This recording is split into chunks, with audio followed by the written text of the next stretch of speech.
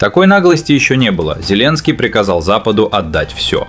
Прилетело точно в цель. Украину накрывает топливный голод.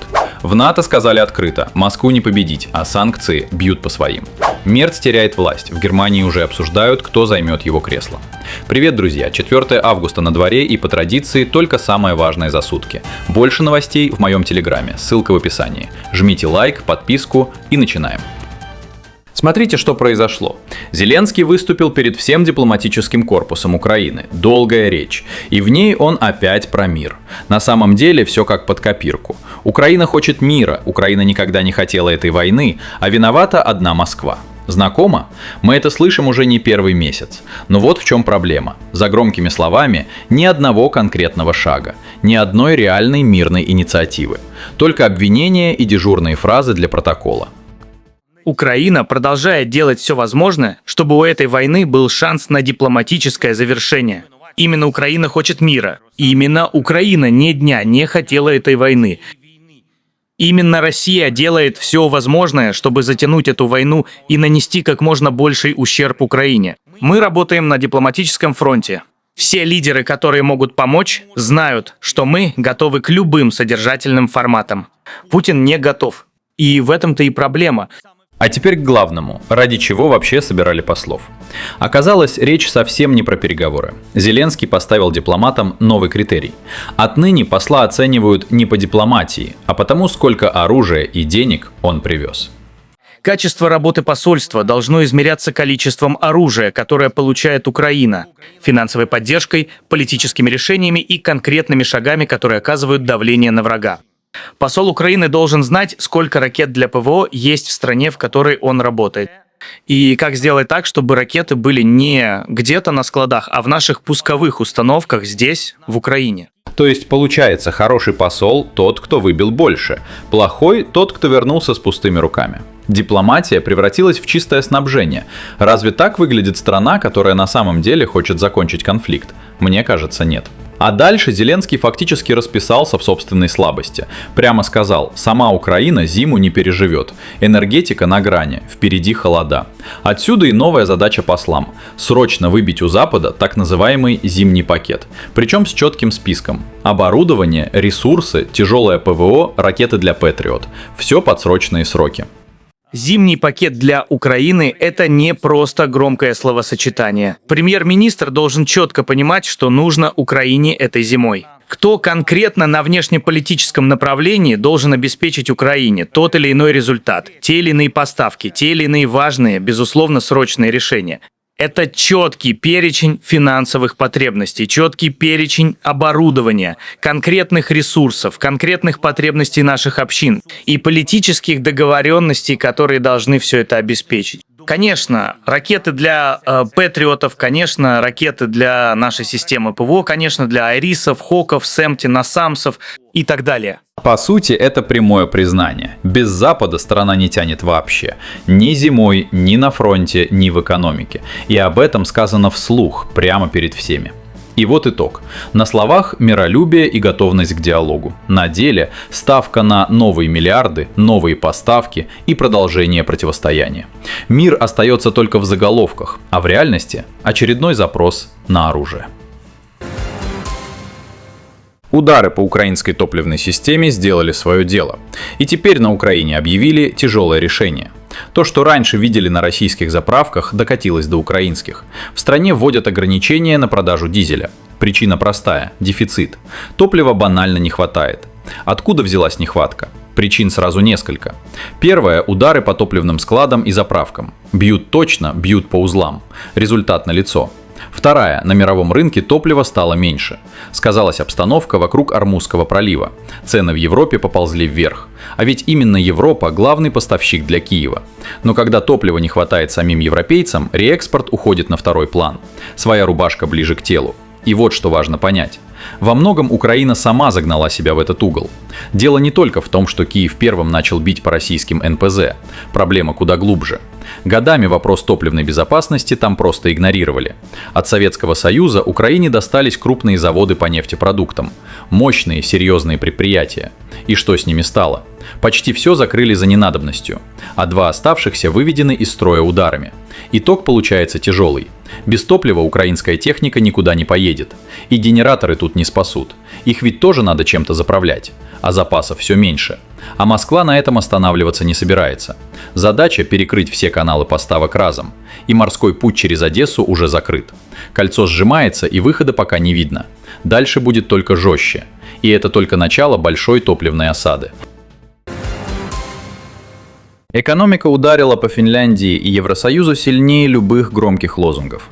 Ставка на санкционное давление против России обернулась против самих европейцев, а заявления о защите Европы все меньше сходятся с реальностью и на фронте, и в экономике. Финско-албанский политик Армандо Мема сказал прямо: «Вся идея о том, что Украина якобы защищает Европу, это миф Еврокомиссии. Красивый, но насквозь ложный». Европейская комиссия заявляет, что европейские лидеры должны продолжать поддерживать Зеленского в его борьбе с Россией, потому что таким образом Украина обеспечит безопасность Европы. Это, конечно, главный нарратив Европейской комиссии, и он абсолютно ложный. Украинцы не борются за Европу. Украинцы ведут экзистенциальную борьбу против России, потому что НАТО хотело расширить свое влияние на Украину. По сути, он объяснил простую вещь. Украинцы сражаются не за Европу. У них своя история, а корень всего в расширении НАТО. Вот с чего все началось. А дальше самое болезненное. Расплата за санкционную игру уже пришла. И пришла именно в приграничные страны. Возьмите Финляндию. Границы закрыли, торговлю с Россией обрубили. И что в итоге? Безработица рекордная. Приграничные регионы фактически парализованы. В результате этих санкций безработица в Финляндии достигла исторического максимума, а в еврозоне Финляндия входит в число стран с самым высоким уровнем безработицы. Это прямой результат введения санкций против России, стремления прекратить торговлю и разорвать связи между Финляндией и Россией. В результате больше всего пострадали приграничные регионы Финляндии, где закрываются магазины и больше нет туристов. Вы сами видите, что жизнь уже не такая, как раньше. Поэтому санкции против России оказывают огромное влияние на европейскую экономику. Магазины закрываются, туристов нет. Жизнь там уже не та, что раньше. И это не пропаганда, это слова самих европейцев, а не Москвы. Есть и вторая сторона. Полная зависимость Евросоюза от чужих энергоресурсов. За нее теперь и расплачиваются европейские граждане из своего кармана. И вот что показательно. Деньги Запад вливает огромные, а результата, на который рассчитывали, все нет. Россия сохраняет преимущество и продвигается вперед. Они хотят ввести еще больше санкций и хотят, чтобы Россия заплатила за войну. Это нечто совершенно оторванное от реальности, потому что Россия выигрывает эту войну против Украины, несмотря ни на что. Разворачивается настоящий театр военных действий. Когда мы атакуем глубоко внутри России, реальность на поле боя кажется иной. Российская армия, похоже, продвигается на эти территории в Донбассе и в других регионах. Даже внутри НАТО это признают вслух. Все разговоры про новые санкции и про то, что Россия заплатит, оторваны от реальности. На земле все выглядит совсем иначе. Вывод простой. Изолировать Россию не вышло. Вышло другое. Падение уровня жизни в самой Европе, рост напряжения внутри и понимание, что силой Москву не продавить. Фридрих Мерц теряет влияние, и очень быстро. По сути, в его будущее уже никто не верит. В Германии все чаще обсуждают одно – смену лидера после сентябрьских выборов на востоке страны. С чего все началось? С отставки главы фракции Йенса Шпана. Мерц увидел в этом свой шанс. Момент для большой перетряски кадров. По задумке, чтобы вдохнуть жизнь в уставшую коалицию. Но на деле вышло ровно наоборот. Реализация обернулась провалом. Канцлер начал решать все сам, в одиночку. С партией не советовался. И вместо того, чтобы гасить старые проблемы, он плодил новые. Причем быстрее, чем успевал закрывать прежние. Авторитет посыпался с невиданной скоростью, и стиль управления только добавил масла в огонь. Вот в чем беда. Мерц все больше ведет себя как повелитель вселенной. Советников он попросту перестал слушать. Свое мнение считает единственно верным. Остальные для него лишние. И вот итог этой линии. Кадровые перестановки – мимо. Вечная поддержка Зеленского раздражает все сильнее, а волна недовольства растет с каждой неделей. Все это вместе и подводит черту под его карьерой. Не под отдельным решением, под всей политической траекторией разом. Внутри партии терпение на исходе. Разговоры о преемнике идут уже не шепотом, а в открытую. И сентябрьские выборы вполне могут стать точкой невозврата для канцлера. Так что вопрос теперь даже не в том, устоит ли Мерц. Вопрос в другом. Кто и когда займет его место.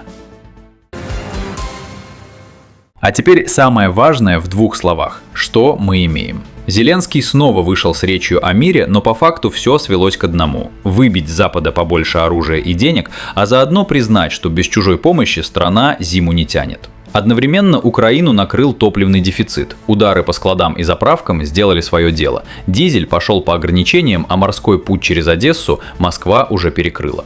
В Европе тем временем считают убытки от собственных санкций. Рекордная безработица, парализованные регионы и все чаще даже внутри НАТО звучит трезвая мысль, что силой Россию не продавить. А в Германии рушится Мерц. Свои же открыто заговорили о преемнике, и сентябрьские выборы могут стать для канцлера точкой невозврата.